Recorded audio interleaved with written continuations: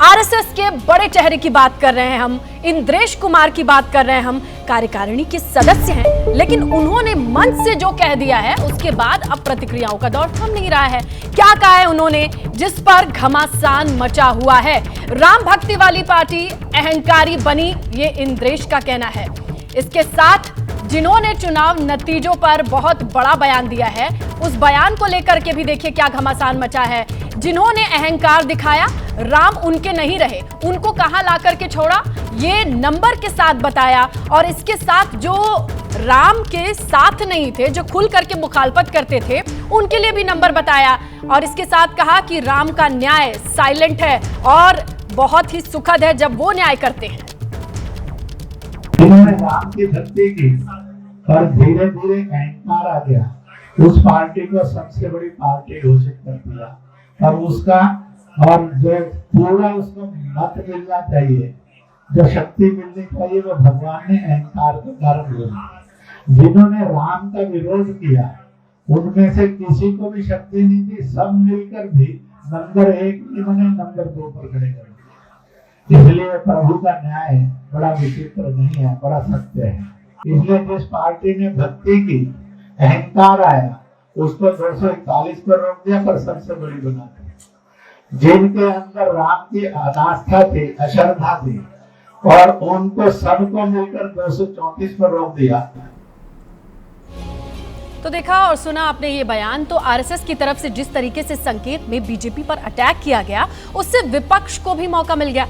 हालांकि राम मंदिर के मुख्य पुजारी आचार्य सत्येंद्र दास ने तो इंद्रेश कुमार को ही निशाने पर ले लिया। अभिमान नहीं हो गया है और ऐसा कुछ नहीं है।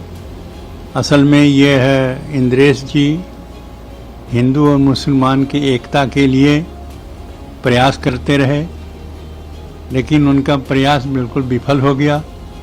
मुसलमान ने भाजपा को वोट दिया ही नहीं, इंद्रेश जी असफल हो गए।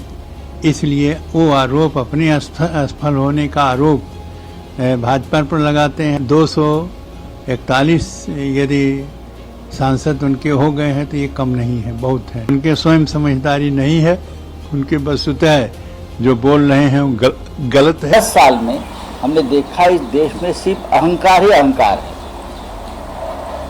अहंकार है, ईर्ष्या है, बदले की राजनीति है, मिसयूज ऑफ पावर है, और ये सब बीजेपी की मातृ संस्था आरएसएस देखता रह गया।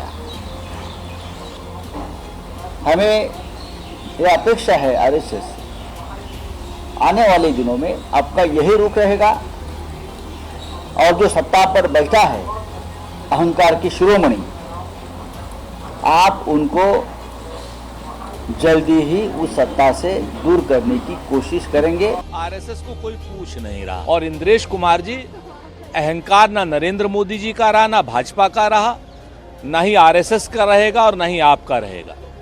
हिंदू मुसलमान आप हमेशा करते रहे, आपने कभी देश की एकता अखंडता की बात नहीं की। अब भारतीय जनता पार्टी जब आपको त्याग रही है और उसने स्पष्ट कह दिया उनके राष्ट्रीय अध्यक्ष ने कि अब उन्हें आरएसएस की आवश्यकता नहीं है, तब आप इधर उधर चिल्ला रहे हैं। इन सब बातों का कोई मतलब नहीं है। जनता के हितों की बात कीजिए, अपने हितों की नहीं।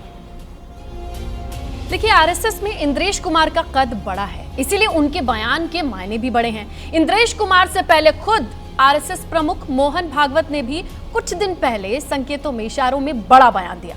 उन्होंने कहा कि अहंकार, सेवक और अहंकार, ये दोनों शब्द एक साथ एक फ्रेम में नहीं आ सकते, और बहुत सारी बातें कही। उनके बयान को भी फिर से सुन लेते हैं। निर्बंधा बंधा रहे, बंधा निर्बंधा होई। कर्म करे करता नहीं, दास कहाए सोई। जो सेवा करता है, जो वास्तविक सेवक है, जिसको वास्तविक सेवक कहा जा सकता है, उसको कोई मर्यादा रहती है, वो मर्यादा से चलता है। उस मर्यादा का पालन करके जो चलता है वो कर्म करता है, लेकिन कर्मों में लिप्त नहीं होता। उसमें अहंकार नहीं आता कि मैंने किया, और वही सेवक कहलाने का अधिकारी रहता है। तो आरएसएस की ओर से इंद्रेश कुमार को सुना, इसके अलावा आरएसएस प्रमुख को सुना, लेकिन अब चलते हैं दिल्ली। नीरज पांडे हमारे सहयोगी हैं और ये जानना जरूरी हो जाता है कि चुनाव के नतीजों के बाद अब तक के अगर सिचुएशन को देखें तो विपक्ष के नेता ही बीजेपी को घेरते चले आए थे, लेकिन अब बीजेपी का मात्र संगठन भी खुल करके हमले कर रहा है। ये हमने देख लिया, दिखा भी दिया, लेकिन ये चल क्या रहा है? क्या बीजेपी की तरफ से कोई प्रतिक्रिया या कोई सफाई, कोई बात कही जा रही है? नीरज, देखिए, बीजेपी की तरफ से तो अभी इस पर कोई बयान नहीं आया है, लेकिन एक बात तो साफ है कि जब ये कोई पहली बार नहीं है, ये ऐसा पहले भी कई बार हो चुका है। दरअसल भारतीय जनता पार्टी आरएसएस का पॉलिटिकल विंग है और अगर भाजपा में कुछ कमियां आरएसएस को दिखती हैं तो समय समय पे वो मंचों के जरिए सजेशन देते हैं।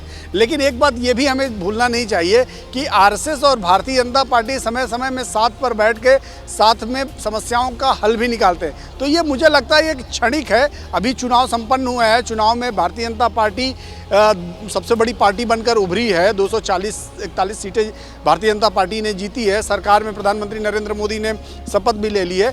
थोड़ा बहुत डिफरेंसेस हो सकते हैं, वैचारिक मतभेद हो सकते हैं, लेकिन दोनों को अलग करके नहीं देखा जा सकता क्योंकि एक सिक्के के दो पहलू हैं। आरएसएस और भारतीय जनता पार्टी इसलिए अलग नहीं किया जा सकता क्योंकि भारतीय जनता पार्टी के सबसे बड़े नेता और सबसे पॉपुलर लीडर नरेंद्र मोदी खुद आरएसएस के वरिष्ठ प्रचारक रहे हैं। तो वो अपने और वंश संघी, वंश है RSS man, always RSS man, ये आरएसएस की पद्धति। कहते हैं कि जब एक बार आप प्रचारक बन गए तो जिंदगी भर आप प्रचारक रहते हैं।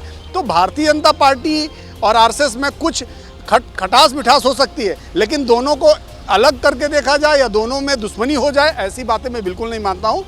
थोड़े समय बाद आप देखिएगा कि भारतीय जनता पार्टी और आरएसएस फिर एक मंच पर, एक धुरी पर और एक राय में बात करते नजर आएंगे। जैसे ही घड़ी का काटा दोपहर 2:30 पे आए, बबीता जी का दिल सास बहू साजिश के लिए मचल जाए। और ये है इनकी बहू, पूरे दिन ऑफिस की टेंशन हो जाए गॉन जब ये करें अपना फेवरेट शो फ्री टाइम पे ऑन। इनकी तरह आप भी देखिए अपना फेवरेट शो अपने टाइम पर और डाउनलोड कीजिए एबीपी लाइव ऐप अपने स्मार्ट टीवी पर।